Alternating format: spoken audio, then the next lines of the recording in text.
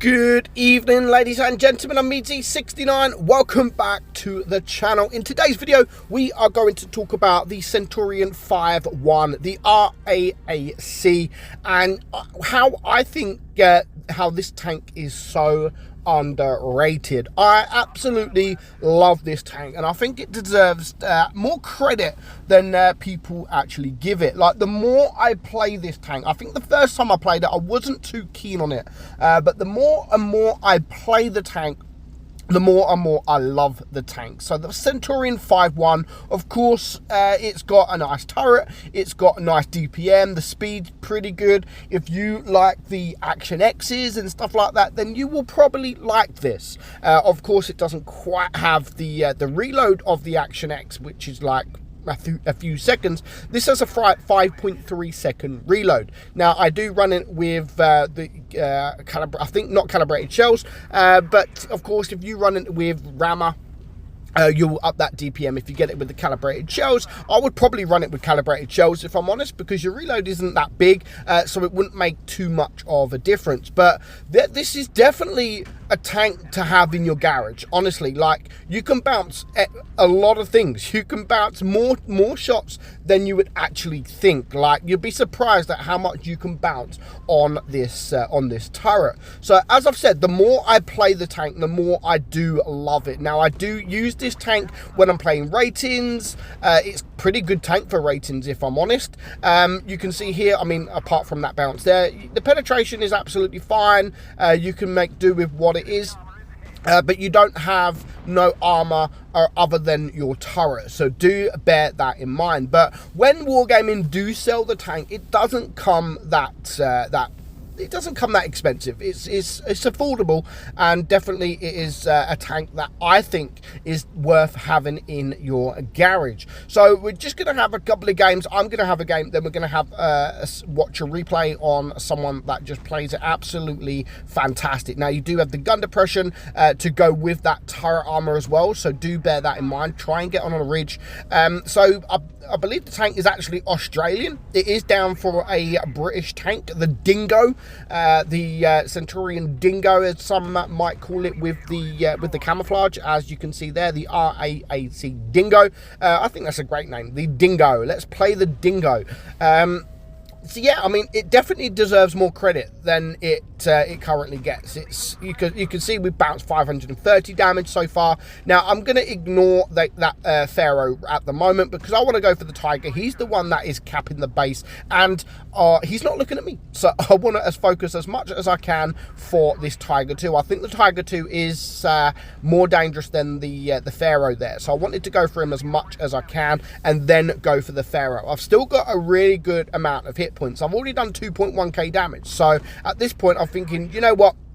I don't even care about getting shot. I'm just going to push into this Pharaoh to get him gone. So we're now up to 2.5k damage. We are going to get that kill on the Pharaoh, and it is just now 2 tanks left alive. This E75 TS and the Tiger 2. So we're not going to do too much more damage. The Annihilator is there, hoping to get at least one more shot into this this Tiger 2, which I do. So we've still managed to done 2.8k damage, and to be honest, we have done that pretty easily.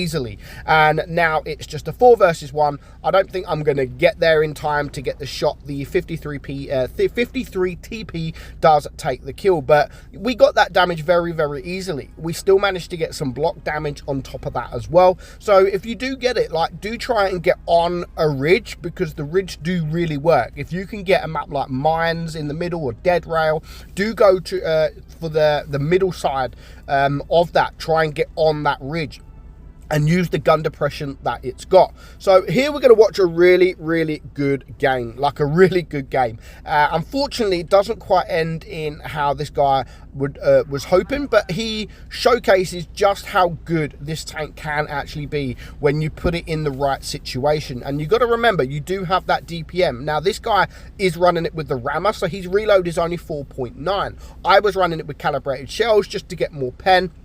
So it's 0.4 difference. So there's not really too much difference. And because he's got the gun depression, he's now going to sit on this ridge here. And because he has that gun depression, he can get his gun over against these guys, and if they're going to shoot him, as long as he's moving, as long as he's not just sitting still, if he's just sitting still, then obviously people will be able to aim at the weaker points. But as long as you carry on moving, there are weak points of the turret. Of course there are weak points, people can penetrate you, but if you're hold down, maybe looking up or moving side to side, then it does actually become a very, very difficult pen. Now luckily for him, snooze that is yeah, my bad. So yeah, luckily for him, the IS-3 defender doesn't want to know, so he's able to get a bit of free damage there. I mean, he's got 1 kill, he's only got 600 damage, so there's not been too much done at the moment. So who has anyone actually got this tank? Does anyone like this tank?